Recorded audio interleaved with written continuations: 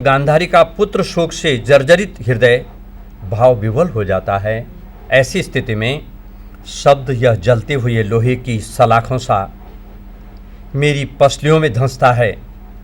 महाभारत के युद्ध ने विकृति, विरूपता, अंधेपन आदि की मानसिकता दी है।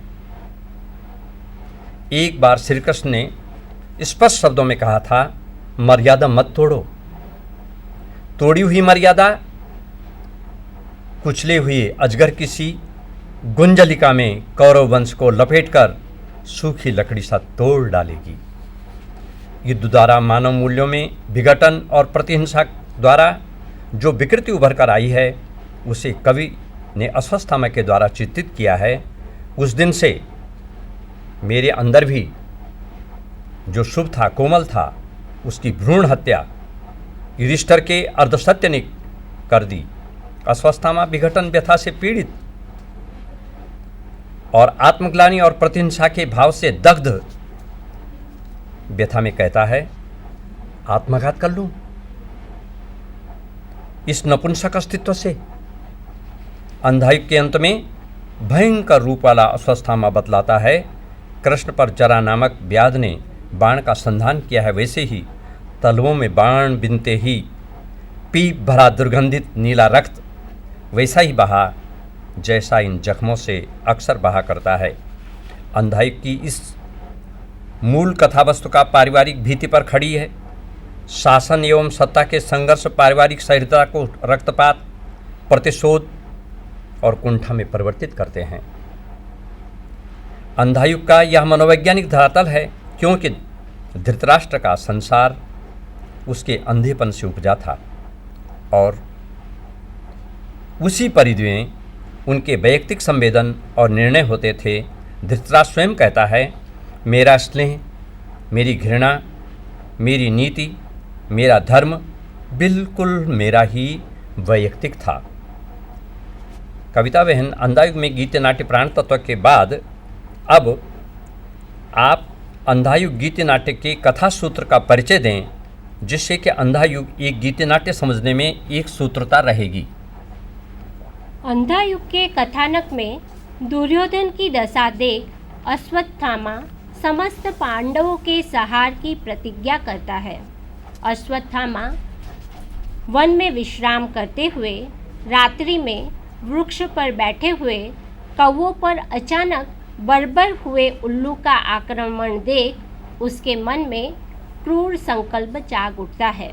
वह रात्रि में सोए हुए पांचाल पांडवों का संहार करने प्रतिबद्ध होता है। दूसरी ओर शोकातुर गांधारी पुत्र वियोग को न सहन करने के कारण विक्षुब्ध हो श्री कृष्ण को श्राप दे देती है।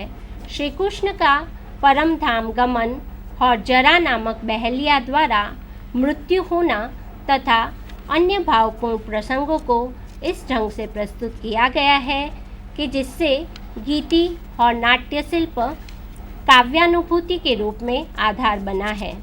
सर, अब आप अंधायुग एक गीति नाट्य का विवेचन करते हुए उस पर प्रकाश डालेंगे।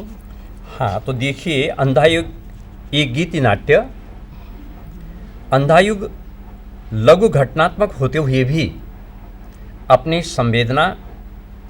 संवेदनात्मकता और वैचारिकता में हिंदी की श्रेष्ठतम मिथकीय गीत नाट्य शिल्प में बद्ध है। गीत काव्य के लिए भावात्मकता, वैयक्तिकता, संगीतात्मकता, शैलीगत मधुरता, संक्षिप्तता आदि को आवश्यक माना है। शिल्प संयोजन की दृष्टि से अंधायुग नाट्य शिल्प में बद्ध है, परंतु कविता आदि से लेकर अंत तक प्राण रूप में विद्यमान है। नाट्य शिल्प के कारण पात्रों में एवं घटनाओं को प्रतीकात्मक अभिव्यक्ति मिली है। संवाद एवं आत्मालाप के द्वारा संप्रेषणीयता प्रभाव बन पाई है। अंधायुग प्रतीकात्मक दृश्य काव्य है।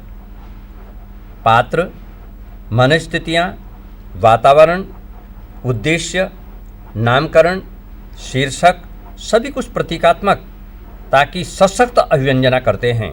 संपूर्ण युग ही अंधेपन का प्रतीक है, उसे देखिए काव्य में। यह युग एक अंधा समुद्र है। उसी तरह सैकड़ों धाराएं, उपधाराएं अंधे सांपों की तरह बिलबिला रही हैं। ऐसा है यह अंधा समुद्र, जिसे हम आज का भव प्रवाह कह सकते हैं। अश्वत्थामा संपूर्ण मानव पीढ़ी का प्रतीक है। वह केवल व्यक्ति ही नहीं, बल्कि मानव की मनोवृत्ति भी है।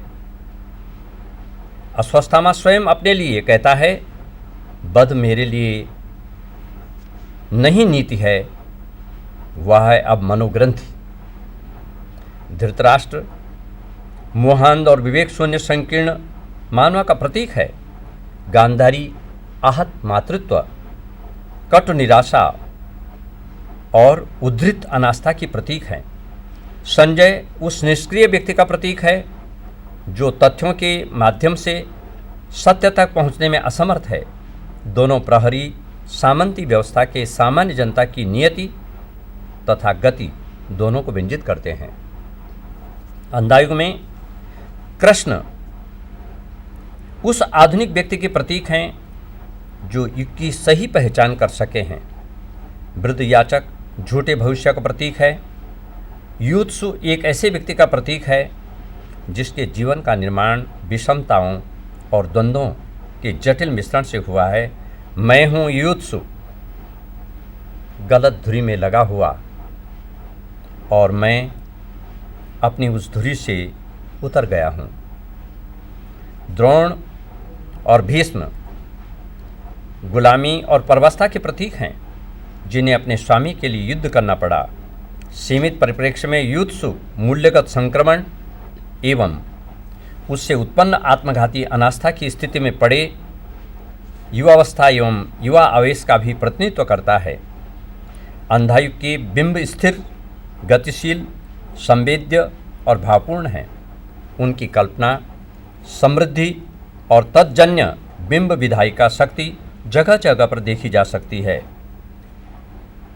पंजों से गला दबोच लिया, आंखों के कटोरे से दोनों साबित गोले कच्चे आमों की गुठली जैसे उछल गए। खाली गड्ढों में काला लहू उबल पड़ा। कच्चे आमों की गुठली सर्वथा नया प्रयोग, और उसके उछलने में एक विशेष प्रकार का बिंब उभरता है। अंधा युग में गीति नाट्य का प्राण तत्व प्राणवान बनाने के लिए भारती जी ने कथा गायन शिल्प का प्रयोग किया है। यदि आप उसे समझाएंगे तो गीति नाट्य को समझने में सरलता रहेगी। तो सर, आप इस पर प्रकाश डालिए। वस्तुतः कथा गायन का प्रयोग भारती जी ने इतने सुंदर ढंग से किया है कि कथा गायन का प्रयोग अंग्रेजी नाटकों में ही टी.एस. इलियट, ओडिन आदि के नाटकों में प्रचुरता से उपलब्ध है। यूनानी नाटकों में कथा गायन प्रायः कोरस के रूप में अनिवार्य माना जाता है। धर्मवीर भारती ने अंधायुग निर्देश में निर्दिष्ट किया है। यह पद्धति लोकनाट्य परंपरा से ली है, अर्थात उन्होंने पाश्चात्य शिल्प को उधार के रूप में ले लिया है। सभी अंकों के प्रारंभ में, मध्य में, अंत में कथा गायन को स्थान दिया गया है।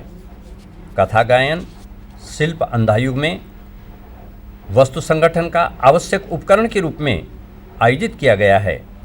इसके माध्यम से दृश्य अंक परिवर्तन की सूचना देने के साथ ही मंच अभिनीत घटनाओं की सूचना, वातावरण की उपयुक्तता, गहनता, कथा सूत्रों में तारतम्य बताकर प्रस्तुत करना, संगीत माधुरी से पाठक और दर्शक को मंत्रमुग्ध करना, नाटकीय औत्सुक्य में वृद्धि करना, और कहीं कहीं कथानक के प्रतीकात्मक अर्थ इसके द्वारा खोले गए हैं। दो युगों के साथ संबद्ध करने में भी इसे प्रयुक्त किया गया है। उदाहरण के रूप में, अंतःपुर में मरघट की सी खामोशी, अंतःपुर में मरघट की सी खामोशी, कृष्ण गांधारी बैठी है शीश झुकाए। सिंहासन पर धृतराष्ट्र मौन बैठे हैं। संजय अब तक कुछ भी संवाद न लाए। मिथकीय परिवेश संस्कृत के मंगलाचरण से व्यक्त हो रहा है। नारायणम नमस्कृत्य नरम चैव नरोत्तमम। इसमें संस्कृत का दे करके इसमें धर्मवीर भारती की आस्था भी व्यक्त हुई है और साथ साथ में वो परिवेश कथा गायन में प्रयुक्त संश्लिष्ट भाषा भी है। धगत भगत धगत ज्वल ललाट पट्ट पावके, इसी प्रकार से वीरता बोध भावमूलक है उसमें। और दूसरी ओर काव्य नाटानुभूत और अंधा युग संपूर्ण युग के अंधेपन का प्रतीक है। इस रूप में अश्वस्थामा व्यक्ति न होकर मनोवृत्ति है और धृतराष्ट्र मोहंद दृष्टिहीन है। युत्सु धुरी से उतरा व्यक्ति है और कथा गायन युद्धजनित परिवेश को बिंबित करने में अत्यंत सफल रहा है और गीति नाटक के रूप में इसका प्रयोग अत्यंत सफल रहा है। अंधा युग गीति नाट्य में लयात्मकता विशेष मुखरित हुई है, उसे उदाहरण देकर सर आप इसे समझाने का कष्ट करें। देखिए, अंधा युग गीति नाट्य में लयात्मकता ये गीति नाट्य का एक महत्वपूर्ण भाग माना जाता है। प्रस्तुत गीति नाट्य में लयात्मकता की विभिन्न भंगिमाएं हैं। संजय के समस्त संवाद एक विशिष्ट लय में हैं। प्रथम अंक में विदुर के पैरों की आहट सुन धृतराष्ट्र का संजय उच्चारण स्वर कंपन ध्वनित करता है। धृतराष्ट्र की संशयकुल मनस्थिति व्याकुलता को स्पष्ट करती है। इसी प्रकार अश्वस्थामा की पुकार, तुमने कहा था नरो न कुंजरोवा, कुंजर की भांति मैं केवल पदाघातों से चूर करूंगा धृष्टद्युम्न को। इस प्रकार से ये लयात्मकता इसमें से झलक रही है। अश्वस्थामा के ब्रह्मास्त्र छोड़ते ही ज्वालामुखियों की गड़गड़ाहट मौन के बक्स में को भेदती है। तब तक व्यास की तीखी आवाज आती है, यह क्या किया अश्वस्थामा, नराधम, यह क्या किया। लयात्मकता मात्र शाब्दिक न होकर भाव, अर्थ, गति, विचार में उभरा है। प्रहरी कहता है, बादल नहीं हैं ये गिद्ध हैं, लाखों करोड़ों पंख खोले। दूसरा प्रहरी कहता है, झुक जाओ झुक जाओ, नरभक्षी हैं ये, गिद्ध भूखे हैं। इनसे परिवेशगत भयावहता लयात्मकता में तादृश होती है। गीत नाट्य में युद्ध की विभीषिका का अंतर्मंथन ये विवश स्थिति प्रकट करती है। युधिष्ठिर के अद्य सत्य ने अश्वस्थामा के अंदर जो कुछ शुभ था उसको अशुभ में बदल डाला, जो कोमल था उसको कठोर बना डाला। सभी पात्रों में आत्मघात की मानसिकता को गीत नाट्यकार ने युगीन सोच की व्यवस्था के रूप में चित्रित किया है। कवि का प्रयास अंधों के माध्यम से ज्योति कथा देना है। निस्संदेह अंधायुग गीति नाट्य हिंदी साहित्य की एक गौरव प्रदान करने वाली रचना है। अब कविता वहन अंधायुग गीति नाट्य के रूप में छंदमुक्त लययुक्त नया समीकरण विशेष सफल रहा है। इसकी चर्चा करें तो उपादेय रहेगा। अंधा युग छंद मुक्त होने से पात्रों के मनोभावों के अनुरूप छंद अपने आकार लिए हुए हैं। कथा गायन में छंदों का प्रयोग शिल्प निर्वाह की दृष्टि से अत्यंत सफल रहा है। मंगलाचरण और उद्घोषणा के कतिपय अंश संस्कृत में प्रस्तुत कर महाभारत कालीन संस्कृतिमय वातावरण को खड़ा कर देते हैं। अंधा युग में मुक्त वृत्त गंदी गद्य का भी प्रयोग किया गया है। प्रहरियों का वार्तालाप इसका ज्वलंत उदाहरण है। उनका करें क्या हम, उनको क्या पीसेंगे, क्या उनको खाएंगे, या उनको ओढ़ेंगे, या उन्हें बिछाएंगे। कवि ने छंदों में लय का प्राण तत्व के रूप में ध्यान रखा है।